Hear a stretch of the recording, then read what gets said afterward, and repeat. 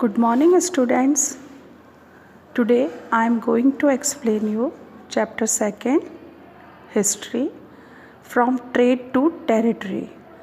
Trade का मतलब होता है व्यापार और टेरिटरी का मतलब होता है रियासत. In this video we will learn how the company establishes power. Company जो कि व्यापारी के रूप में भारत में आए थे किस तरह से हमारे भारत के राजा बन करके बैठ गए. Students, as we learn in class 7 that Aurangzeb was the last powerful Mughal rulers.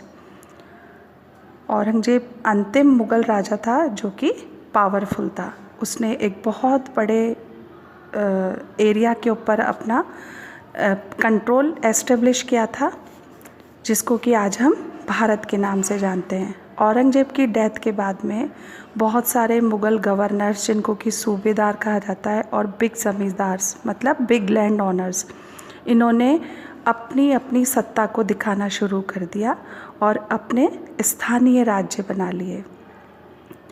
जैसे कि जो पावरफुल किंगडम था ये भारत के अलग अलग हिस्सों में उदय होने लगे.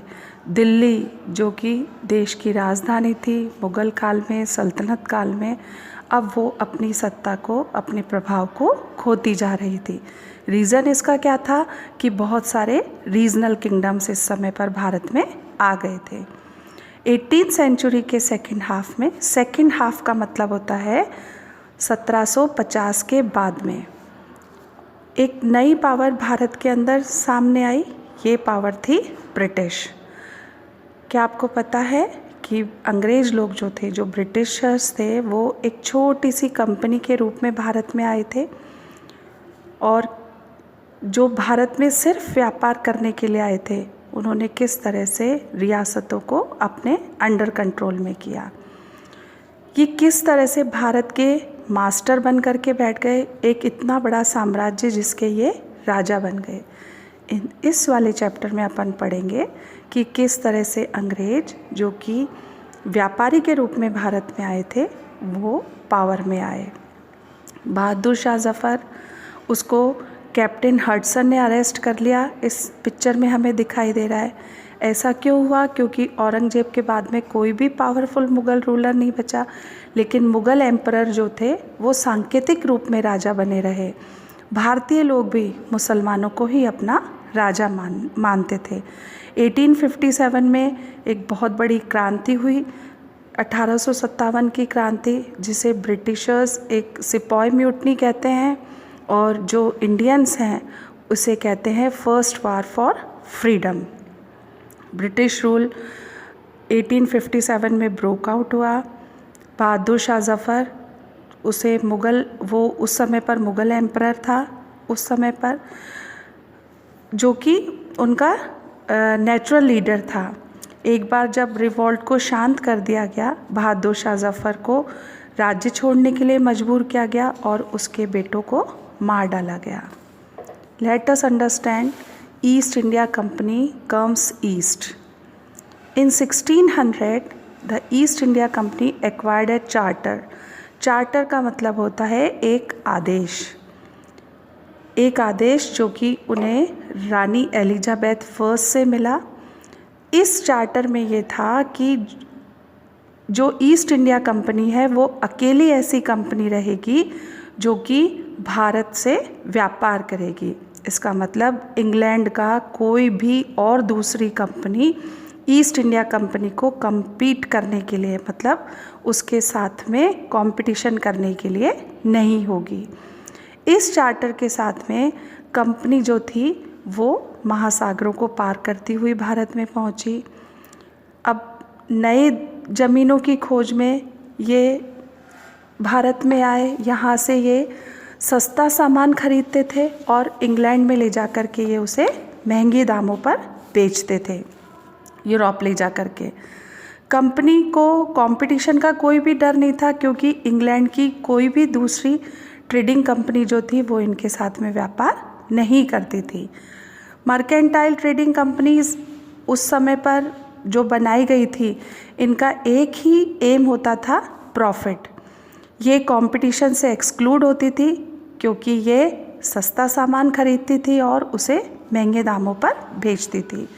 रॉयल चार्टर जो था वो दूसरी जो यूरोपियन पावर्स थी उन्हें ईस्टर्न मार्केट में आने से रोक सकता था, लेकिन उसी समय पर जो इंग्लिश शिप्स थे वो वेस्ट कोस्ट ऑफ अफ्रीका से होते हुए, केप ऑफ गुड होप से होते हुए इन्होंने इंडियन ओशियन को पार किया।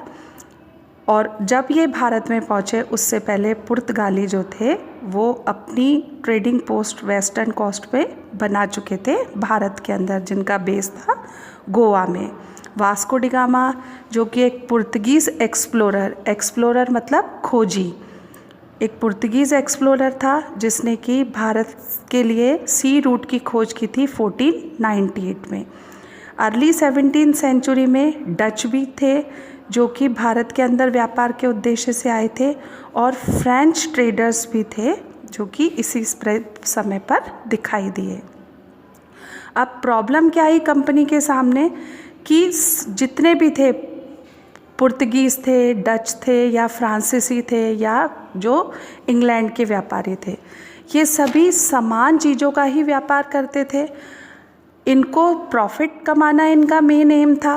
अब भारत के मसाले, भारत की कॉटन, इन सब की यूरोपियन कंट्रीज़ में बहुत ज़्यादा डिमांड थी, तो इनके जो प्रॉफिट इंटरेस्ट थे वो आपस में एक दूसरे के साथ में क्लैश करते थे। इस कारण से ये कंपनियां जो थी इनके बीच में राइवलरी रिलेशन हो गए, मतलब दुश्मनी के संबंध हो गए। यूरोप के अंदर पीपर, क्लोव्स, कार्डामम, सिनेमॉन ये बहुत ज़्यादा डिमांड में थे कंपनीज़ के बीच में। अब कंपनीज़ कौन सी हुई, जैसे एशिया एक कॉन्टिनेंट है तो एशिया के अंदर बहुत सारे देश हैं, चाइना है, पाकिस्तान है, भारत है, नेपाल है, भूटान है। उसी तरह से जो यूरोप एक कॉन्टिनेंट है उसमें भी बहुत सारे देश हैं, जैसे इटली है, जर्मनी है, फ्रांस है। तो ये सभी देश इस समय पर भारत तक इन्होंने अपनी, जैसे पुर्तगाल, डच, फ्रांसीसी, इन्होंने इंडिया तक अपनी पहुंच बनाई और एक ही तरह की चीज़ों का ये व्यापार करते थे। तो इसके कारण से जो कंपनी के जो प्रॉफिट जो था उसके मार्जिन में कमी आई, और यही रीज़न बना कि इन लोगों में जो रिलेशन थे वो बहुत ज़्यादा ख़राब हुए। 17th और 18th सेंचुरी में ये एक दूसरे के जो जहाज़ थे उन्हें डुबाने लगे,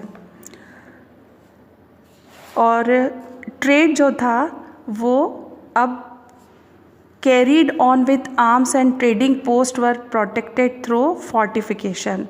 अब व्यापार जो था वो हथियारों के साथ में किया जाने लगा, और जो ट्रेडिंग पोस्ट थी उनके चारों तरफ किलेबंदी होने लगी। अब जो सेटलमेंट्स थे उन्हें प्रॉफिटेबल ट्रेड में चेंज करने के लिए लोकल रूलर्स का सहारा लिया गया।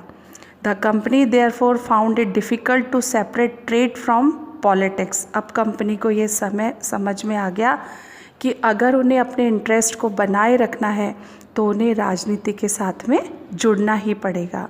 How comes it possible, we will learn in the next video. Thank you.